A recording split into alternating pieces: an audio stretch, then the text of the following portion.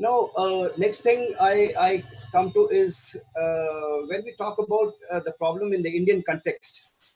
India, has a very typical, demographic pattern, as well as we still have almost about I'll say 73% population staying in the rural areas, and uh, whereas the proliferation of internet and the smartphone users, if you see today, we have almost like what today's data says is we have uh, almost about 560 million people using the internet, whereas in times to come, maybe 2 years down the line, we will have almost about 850 million people who will be using the smart devices, which is a huge population, almost 60% of population of our country. Now, with with almost 65% population staying in the villages today also, and what kind of proliferation of smart devices, that is availability of the social media, and all these applications like WhatsApp and various other applications, which is there available to these people, and their level of literacy, it makes a very complex combination for the Indian conditions. So when I say complex compositions means, we who call ourselves literate, and the which is a very small percentage. Uh, the rest of the people, for them, any news is a news, and they believe it verbatim. They don't question it. If there is something which is floating around, it has a value, and they take it. uh, that is one part of it, maybe some text, maybe some pictures. Now another aspect which has been added now, with the evolution of technology, there is something called as deep fake. I would like to just add upon. I'll just show a small clip to the viewers. I'll just share a screen.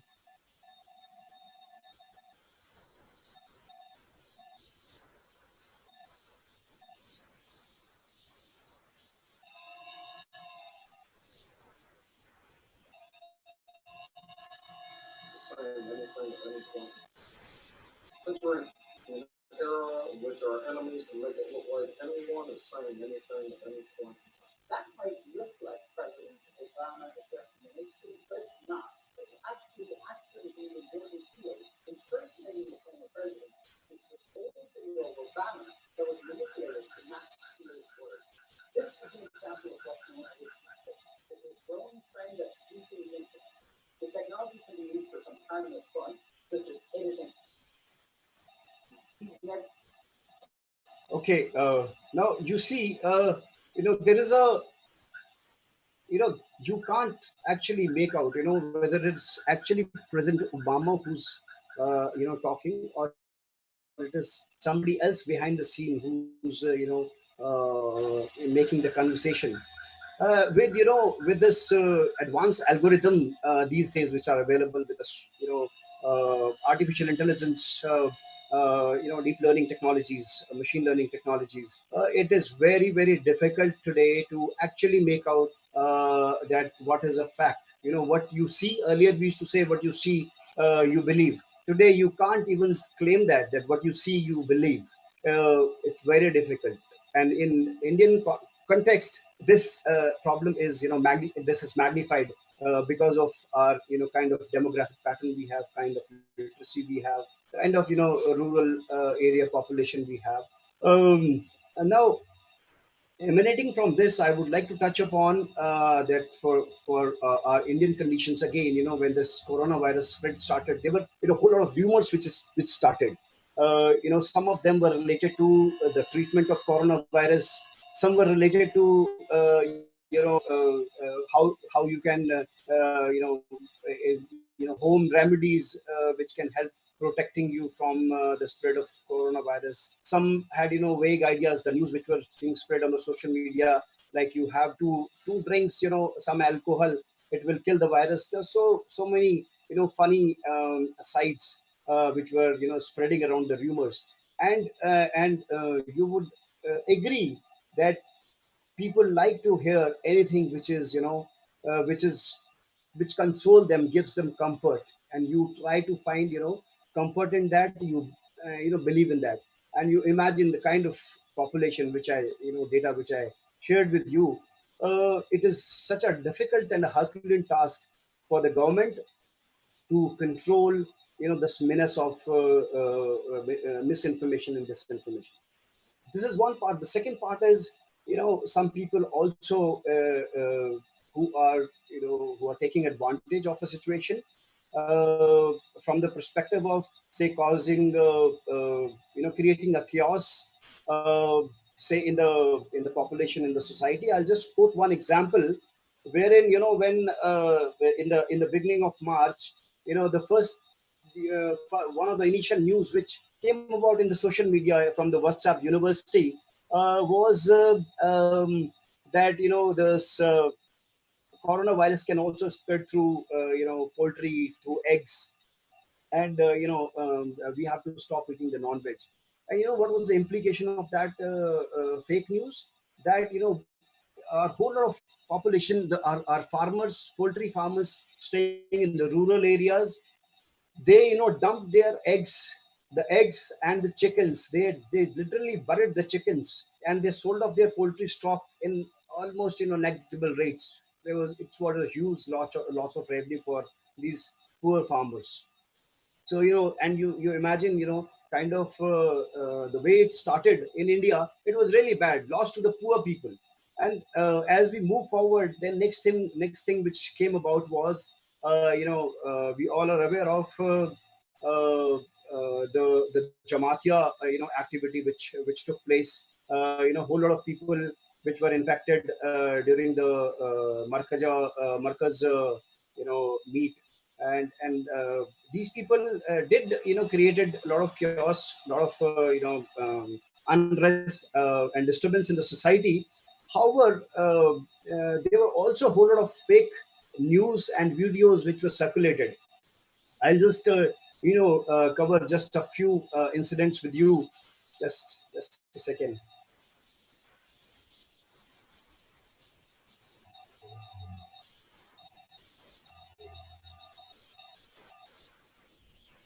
Okay, it's not available right now. Just a second.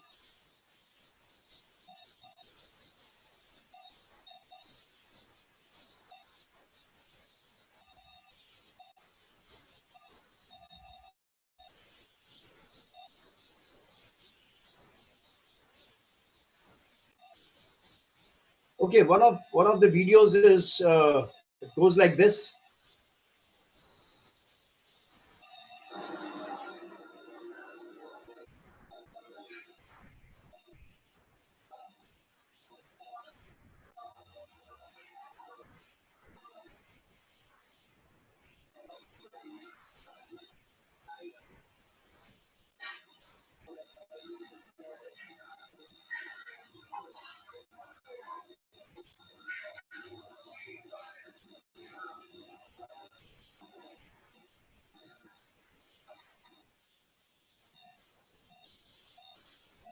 Okay, this was one of the videos which was floating around, which was very viral in the social media, in the WhatsApp also. It was showing that one of these guy in the restaurant is packing the food, and he's spitting before he's packing it. He's spitting. When the fact finding was done, this was a fake video, and it was a activity which was done much earlier.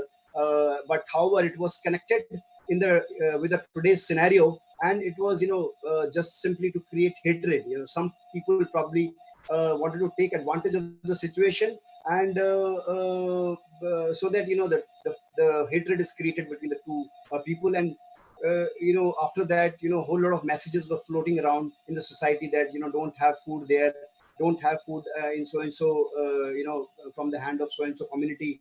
uh, and many such videos, like people spitting on the fruits, on the on the roads. Some incidents did take place, but whole lot of fake news, false reporting also has been taking place during this whole incident. Now, I would like to end my part here with the note that, in a country like India, the problem of fake news, misinformation, and disinformation. I'll especially talk about disinformation, because misinformation is fine if the malice intent is not malicious. It's fine, but if the intent is malicious, if it's a disinformation, then the damage which can take place, or which can be caused by the people who are trying to take advantage of such situation, can be really massive. And I would, though Indian government of India has taken a lot of stringent actions. They have taken down very strong advisories, as well as, where Indian government has also taken out our own portal and application, which is there for the smartphone users, by which you can do the fact finding. You can also find out what does government exactly stand on the various, at various stages. And also the best part, which has happened, in this complete chaotic situation, is that the prime minister has been talking to the nation, the whole nation, and keeping them informed personally by himself. It's a great thing which is happening in a country. That's all from my side. Thank you so much. Thank you so much, Naresh. It's a lot of information in the Indian perspective, and with a very good example, you have explained the situation, what's the things happening in India and all. So thank you a lot for your time, precious time. So we have our very next speaker, Ruben Brave from Netherlands, and here is a is short brief about Ruben. Ruben Brave is a board member of Internet Society Netherlands, internetpreneur, media professional, and technology, media, telecommunication entrepreneur. He's also founder of academic business incubator Intelligence for pre-seed financing, mentoring, and coaching at startups on the field of online media, ICT, and automation, health, and lifelong learning. So yeah, he was also working on media sig as well, so to bring to work on against much on the fake news and the misinformation. So Ruben, over to you. We are interested to Yes. listen to you. Hi, Adash. Thank you for having me. Yes. Well, thank you, everybody. I would like to, I think that Adash has presented me quite well, so I will not spend a lot of time on that. I would like to tell you a bit about our plans for a working group concerning media, and I will show you some screens about this. 1 second, I will share my screen now with you. This is like that. Share screen.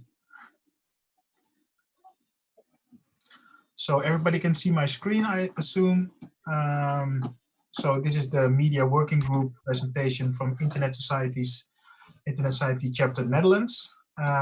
This is based on the presentation for the European Commission I gave for the startup that has been incorporated by Internet Society Netherlands, Make Media Great Again.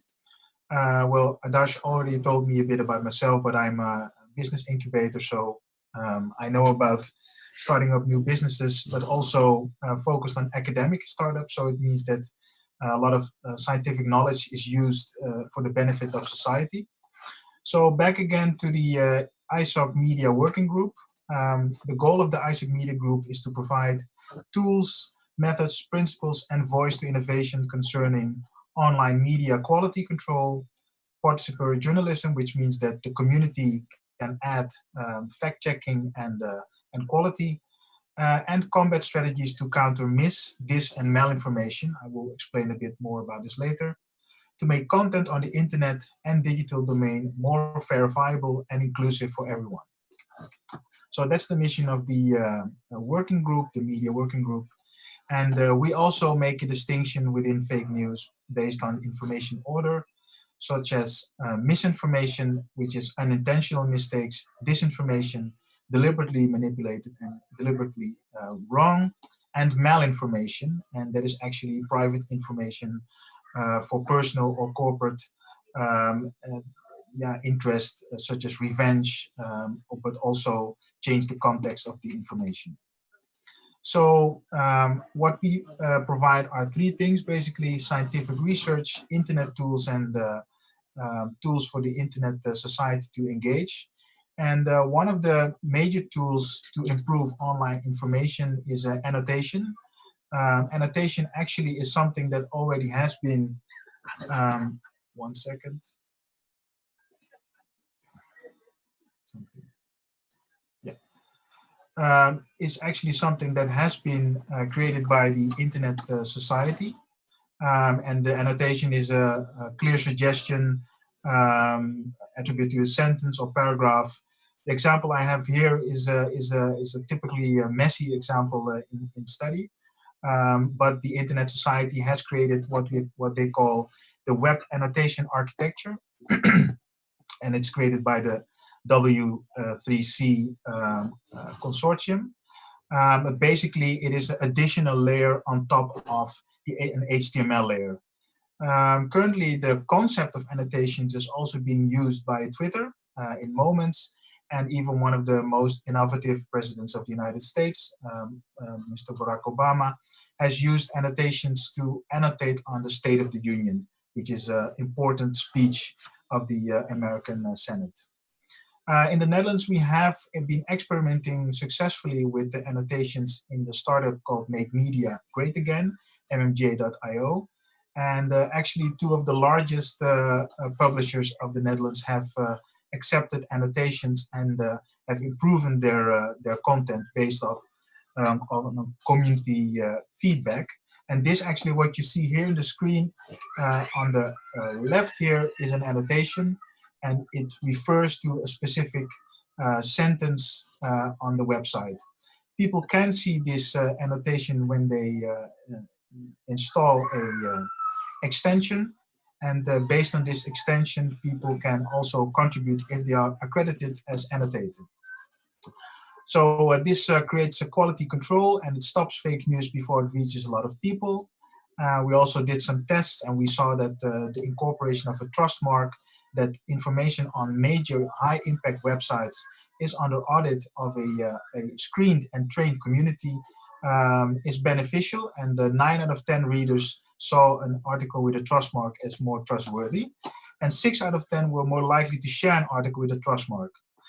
Later on this, I will also talk about the role of the reader, the user, as an important factor in the spread of misinformation.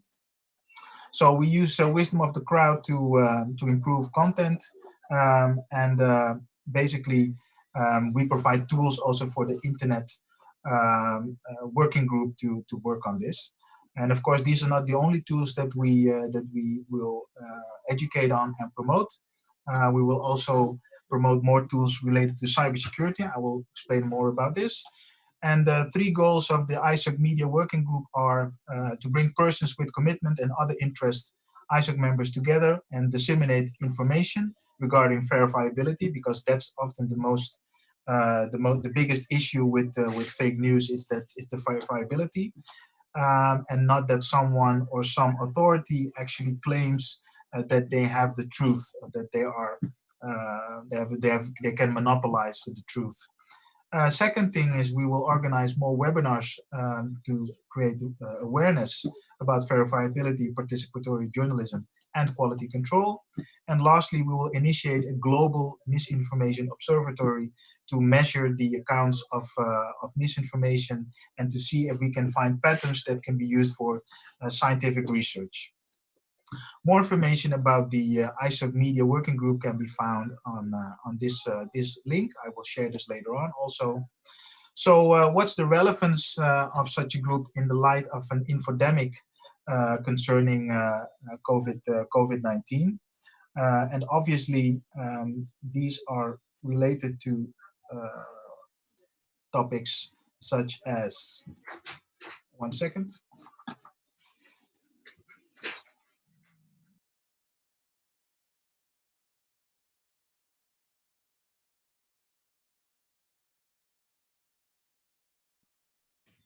Such as the HWO describes the overabundance of misinformation as infodemic. It can spread unnecessary fear and panic.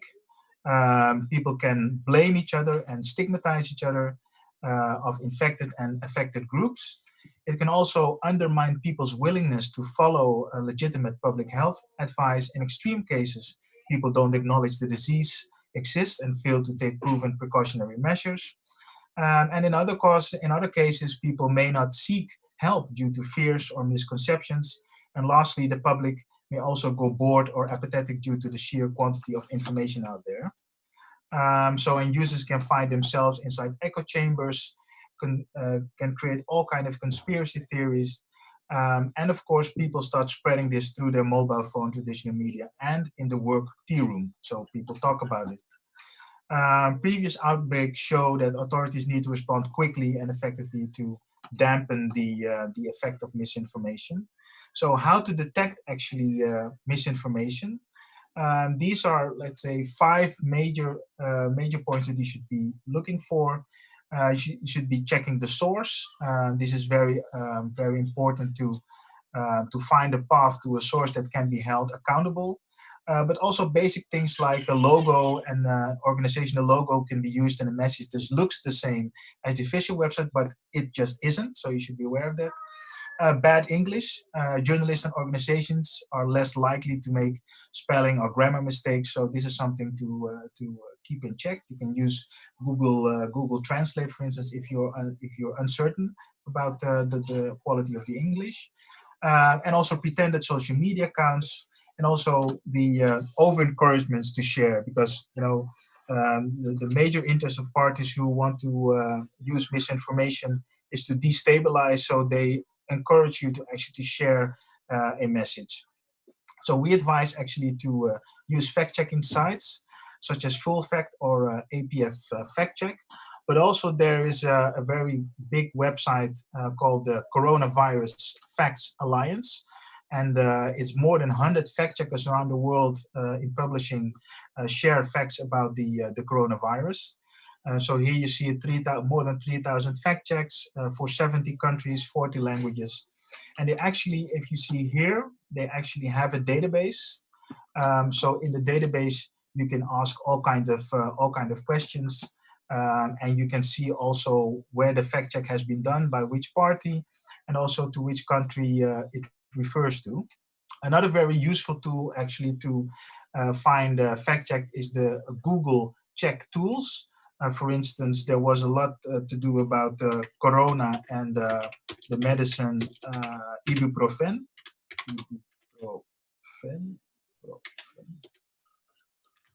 We can't see your screen. You can't see my screen? Oh. You could see, Yeah. you can see this screen? We just see you. We cannot see any screen. Let me see, one second.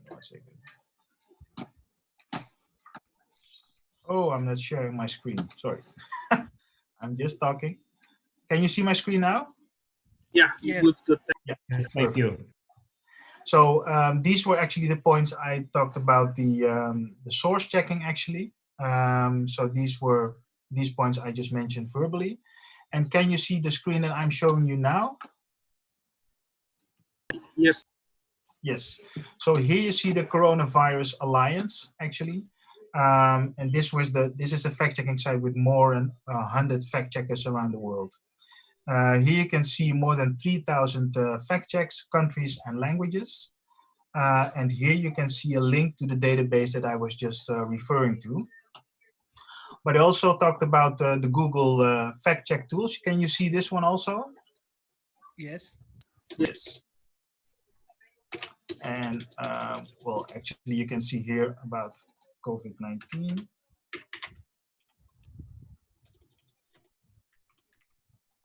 Corona, and let's do all languages because that might be more useful.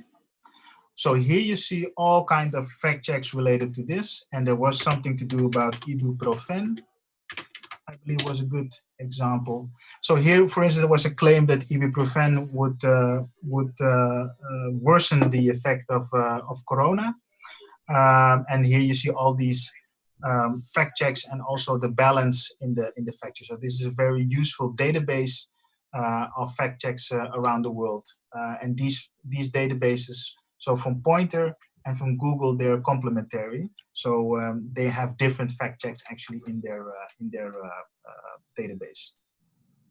So back to how to encounter misinformation when you find this on a website. And this is what we saw as one of the major issues also for people, how to behave in when encountering misinformation.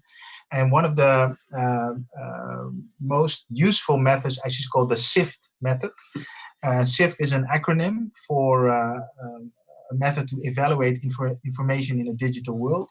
And it says stop, investigate the source, find trusted coverage, and trace to the original. So basically, it also teaches you a bit about emotional intelligence. So if you feel very strongly about the information that you encounter, you should also check yourself. So that's stop, actually. Investigate the source. I told you a bit about the fact-checking websites that are available and the fact-checking databases. But also find trusted coverage. So look for different sources about similar topics. And also to find more viewpoints, actually, because we see from research that diversity in viewpoints actually increases the quality of information. And then again, of course, the last is to trace to the original. Was some footage used from another website? There are also some tricks related to Google image search, where you can upload an image. So if you go to Google,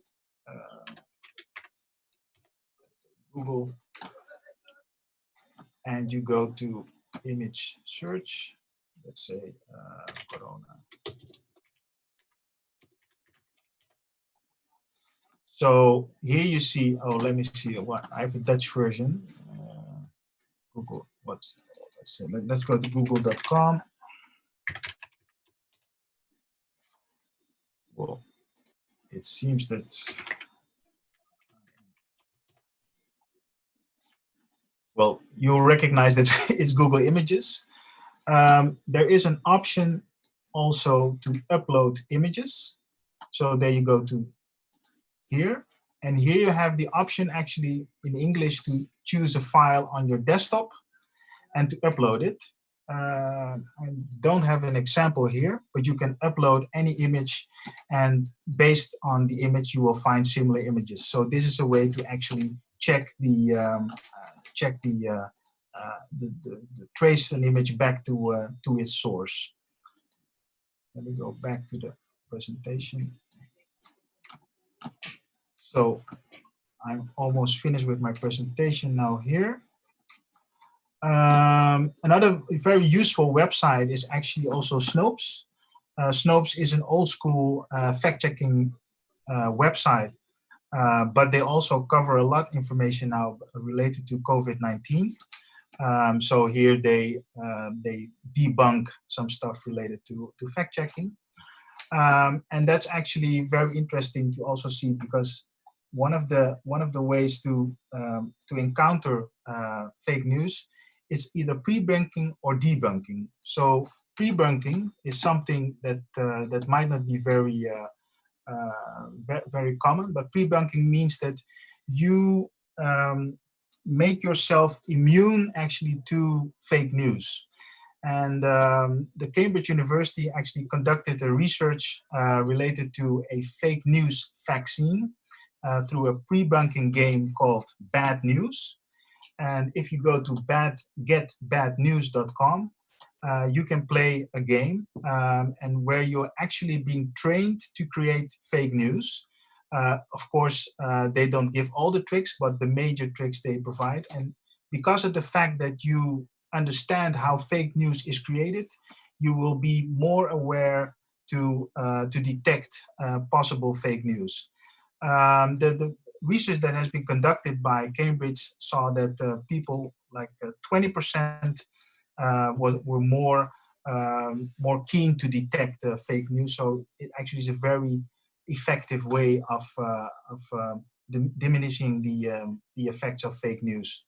So this is pre-bunking, and debunking is of course afterwards. I already gave you some websites, Google Fact Check, and also the site of the where is it? The first website I gave you, related to from Pointer actually and Snopes. So these are options for pre-bunking, debunking, and then of course there is something new on the horizon, and that is related to technical challenges. So what we see now is not only parties creating websites, random websites to spread fake news, but parties actually are copying well-known and impactful websites to spread fake news. And actually, for instance, if you test some, and how do they do this? They actually hack the websites that are well-known, and through the hacked version of the website, they provide fake news, often disinformation, of course, or malinformation, not misinformation. And actually, we have researched some 3 websites of India, the Times of India, NDTV, and India Today. And as you can see that on a scale of 100%, none of the websites score 100%. So, for instance, Times of India, they have issues with DNSSEC, HTTPS, which are security protocols for websites. And it basically means that if a hacker finds an entrance through these security holes, they're able to provide a fake version of Times of India, NDTV, or India Today. So this is definitely something new that we're looking into to make media companies more aware about their responsibility to take cybersecurity measures. And so yeah, basically that was my presentation. There is a follow-up survey from the work group, the internet work group that I was just referring to. So the Internet Media Working Group is available through this link. I will send this through the chat to everybody. You can find a draft of the whole mission of the Internet Media Working Group, and the tools and the purpose that we provide. So that was it.